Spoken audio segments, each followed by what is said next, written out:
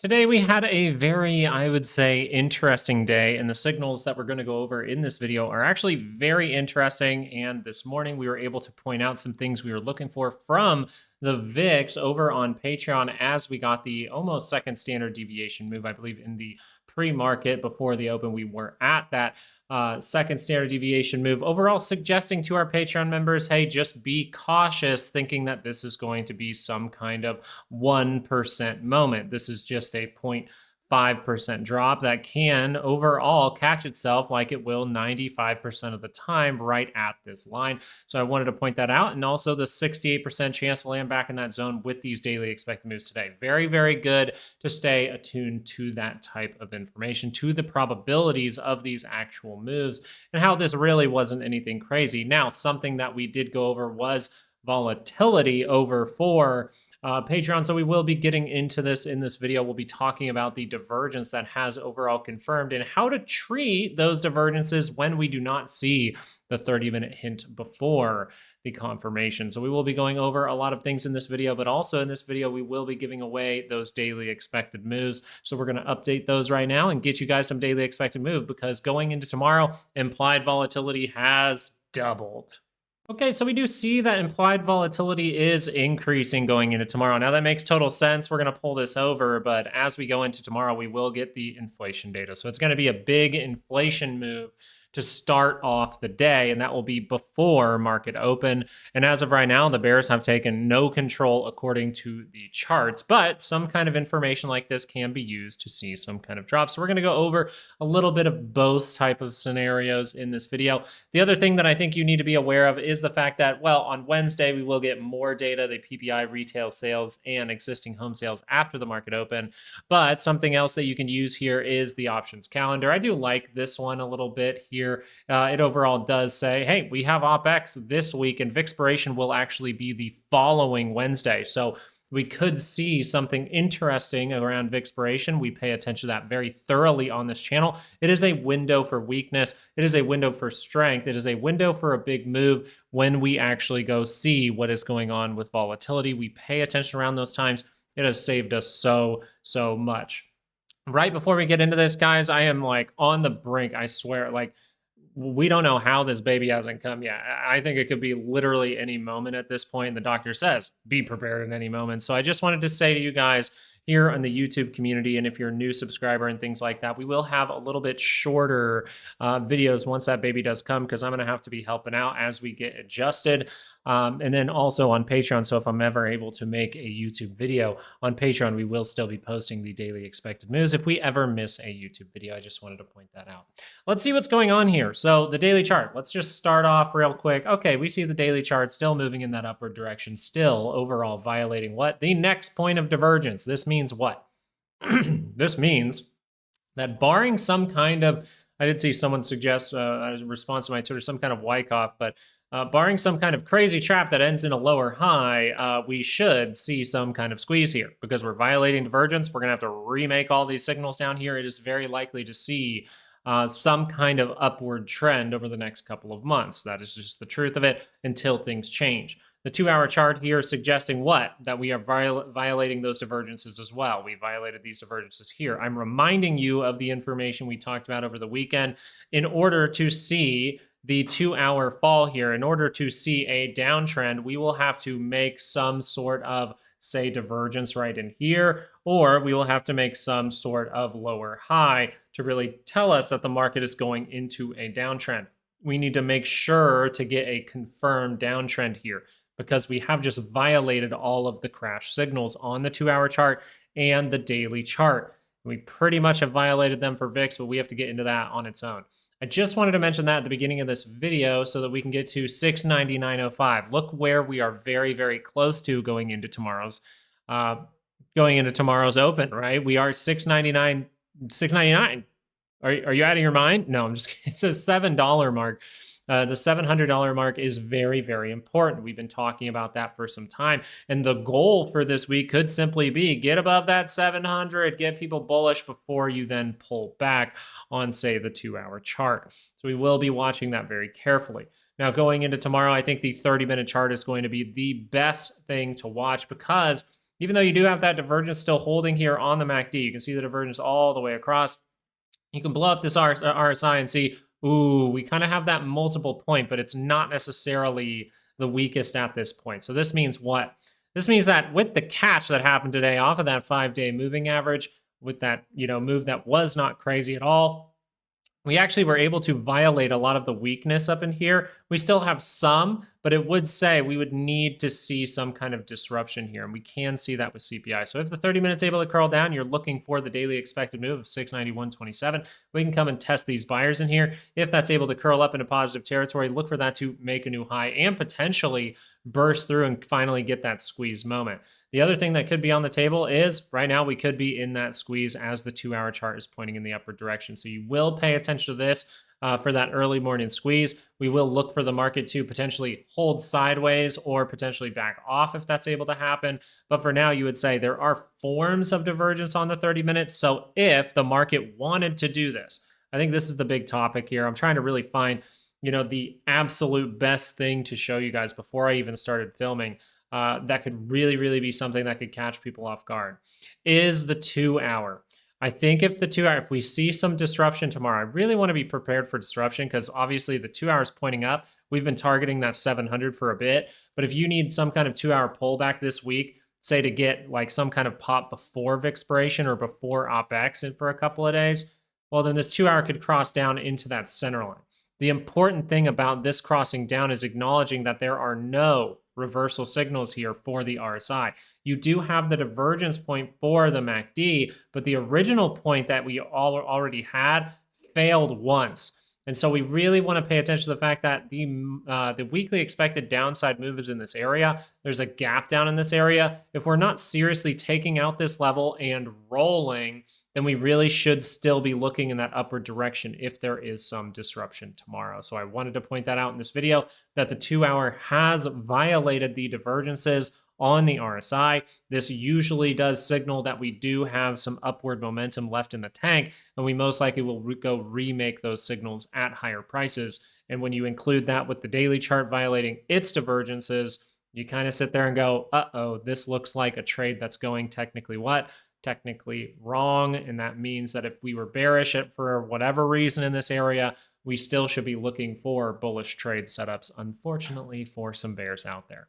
The Qs, we see something a little bit different. Now, this is the interesting part, right? This is why we were looking for the structure and things like that. We're always looking for structure, but also something very interesting here is, one, the daily expected moves, but two, the fact that the Qs held their divergence as of right now. So Qs, if the 2-hour crosses down here, it would suggest a little bit more risk. So what does this mean to us as traders? We notice that the trend is overall bullish for the SPY. The Qs haven't really fully shown us that yet. So we want to say any 2-hour cross down here, it has divergence on the RSI. We want to be careful with that. And we do have a multiple point on the MACD, just like the SPY. But why is it different for the QQQs? Because you see a form of divergence at the same time. And that just puts a little bit more weight behind the analysis that we could see a reversal in trend here for the Qs. Now, do I think that that's the most probable thing? I follow the SPY for the most part, and I'm following volatility, and we make a whole argument together. No, it does not seem like the most probable thing to just tank right here and keep rolling and things like that. But we are aware of it. We're not someone who's going to go, oh, we're going to ignore that. No, we're going to pay attention if that does shape up. But it would suggest if the 2-hour curls down here for the Qs, I don't necessarily want to be long at that moment, right? I would want to see what happens with this, see if it's able to curl back up on the 30-minute. I would want to see what happens with this, see if it goes down to that weekly expected move, maybe even takes care of a gap, and is able to curl up into what? Positive territory again. That's what we will overall look for. The important level to watch for some major disruption is that 610, a nice flat number for you. We can even come and take care of that gap if we really, really want to on tomorrow's data. We can come outside of that, but just know, once you get through this weekly expected move, you have a 68% chance to close back in that by Friday. So we would still be looking for rolling. Sorry for the long blip there, but I just wanted to point that out for the 2-hour chart. If the 2-hour rotates down, we can pay attention to the 622.12 to the downside. And I would be watching that pretty carefully as the 30-minute is still holding the original divergence point. You did violate the first one, so you have multiple point down here on your RSI, but it is rather tight. The weakness is still there for the Qs. If the Qs wanted to, they have a little bit of space here between them and that center line for the 30 minutes. So that means if the 30-minute is able to cross down, we would be looking for a retest of those buyers. We would potentially be looking for 622.12, and you did cross down at the end of the day. So some kind of pullback is being suggested here, but you have some pretty decent buyers in there. So we'll see if this is able to do what? Curl up into positive territory. But either way, this means going into tomorrow, the 30-minute is crossed down. Going into tomorrow, the 2-hour has the ability to cross down. So if both of those things are holding true at the same time, I don't necessarily want to be overly bullish. Now, this is all going to tie together because all that has to happen here is the 2-hour momentum still takes out, 30-minute curls up at any point. We get some good data and you're going to 632 to the upside. But we're going to pull this all together with volatility. If you are here for the Patreon video this morning before the market open, we actually put out a video discussing what to watch for from volatility. We're actually going to go through that volatility trade at the end of this video. So actually right now. The overall statement for volatility this morning was, now we have the recipe. We have the recipe up here that suggests that the daily can curl down and we can make our way into a squeeze towards potentially 1212. That is what actually is being presented here, and I will show it to you because I think that we need to potentially make divergence points down in here. We can make one early down in here, but I think we potentially need to see something like this before we are able to see big volatility come in, and that means that we could go up into February. That's how it's shaping up as of right now. What is telling us that the daily is going to cross down here, or at least has a high probability to do so? The 2-hour chart. The 2-hour chart here for the VIX is suggesting that we can see some downside momentum. We can see a 2-hour negative trend below that 5-day. We see the divergence has overall confirmed. We see that it is confirmed on the MACD, on the RSI. We see that it is significant and significant. This means that the daily chart has a high probability to rotate down. And as we are in negative territory, we would say test the low, go make a new one for the daily chart, and guess where you'll be pointing towards 1212. So I'm looking for divergences at 1212 to suggest when a correction is going to take place. So for this type of trade, we said something that would be really, really nice is if the 30-minute gives you the hint. So something you have to see right now is that the market is going and making that little bit of a new high, but volatility has made a somewhat held, we'll say held at this point. It is trying to make a higher low. Volatility is remaining slightly more elevated as the market goes and makes a new high. That can be in some form a short-term trap signal. So what we were paying attention to for the 2-hour to cross down was maybe we're able to see 2 disruptions here, and we see a divergence up by my 1683 that I do like, and you can mark off on your charts. It is a key level that I watch for just based on my anecdotal time in market. 1504 is another one, and look at that, we're holding at 1504 again. It's like, how many times are we going to say this level? It's crazy. So because we have dropped down so far, we still want to pay attention to what? We could actually see this up in the morning. We could actually see this elevated as we get to that data, and then we'll see if that's able to either take off to the sky or turn down. This means that we could actually see volatility be in a place where when we get the data, we'll actually see if it's popping off or see if it's making a lower high or a divergence at this point, because that was our overall hint. Our hint that we were suggesting was pay attention to when volatility gets a lower high or some kind of divergence, and I was really leaning towards a divergence.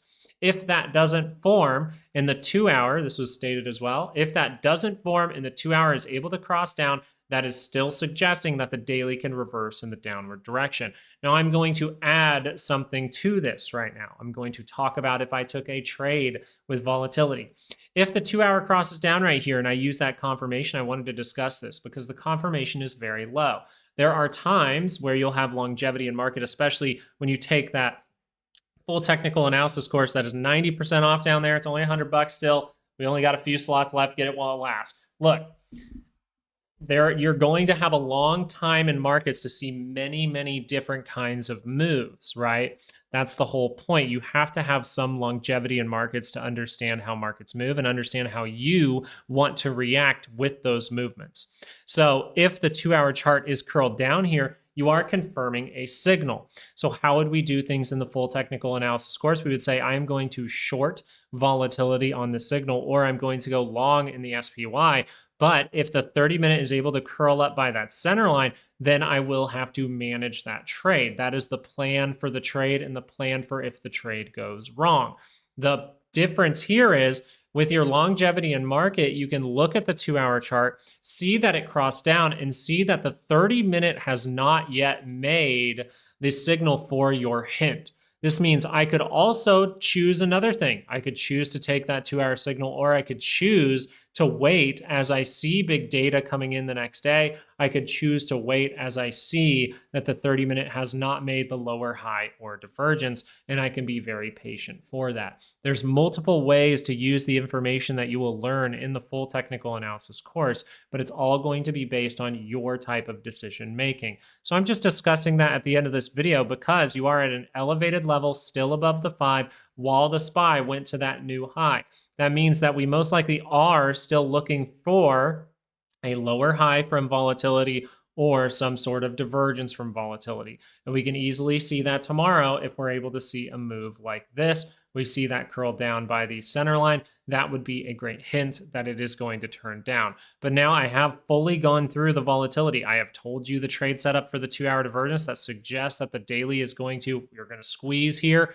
That's being suggested. But if I went through the trade and looked how I look at it, a lot of the time, if the 2-hour confirms and I don't see the 30-minute hints I was looking for, a lot of the time I will look for that 30-minute move. I will be a little patient and then wait for that downside move to really confirm like, hey, the 30-minute is going below the 5-day. So this was just a portion to help people out because volatility is something I trade a ton. I love trading volatility. I know we have a ton of people, especially when we were doing live videos for months and months and months. I know that we have a lot of people that like to trade volatility. I love it. And doing things like this can really help. And it also keeps you out of risk before big data drops. So I really, really like that. So this video here is mainly just to get you guys those daily expected moves. It's to tell you that, we can go through some disruption this week, but make sure to understand that the daily chart has violated divergence. The 2-hour chart has violated divergence. So even if we pull down to that weekly expected move, we will have a high likelihood to keep going up to that 700. So whether we squeeze now or we squeeze later, squeeze is still a very probable thing until what? Until we actually see the new 2-hour divergence. And I would more so say until we see in this moment for right now, the lower high scenario for the 2-hour, which as of this moment is not high probability, but we do have some big data coming out tomorrow. So make sure to keep watch on that. Thank you guys so much for watching this video. I'm sorry that we are going to have some shorter format over the next few days, over the next probably month or so, but I thank you guys for being a part of this community, and I will always try to bring the most helpful information possible. And that's why we talked a lot about volatility and kind of discussing the mentality towards a trade and being patient for a trade there. I think that's very, very good for people to hear. And if you want more information on how to set up trades, like what kind of reasons we look for and things like that, you can get the full technical analysis course while it is still only $100. This is the last $100 sale. So if you're watching the end of the video, I respect you. I think that you are interested in learning. If you're really interested in learning, go check that out because everything that I utilize in my analysis, everything I utilize before I take a trade is in that course. And I think it can really help you out. It'll really help you understand these weekly expected moves as well. And that's very important. Thank you guys so much. Have a great, great rest of your day. Peace out.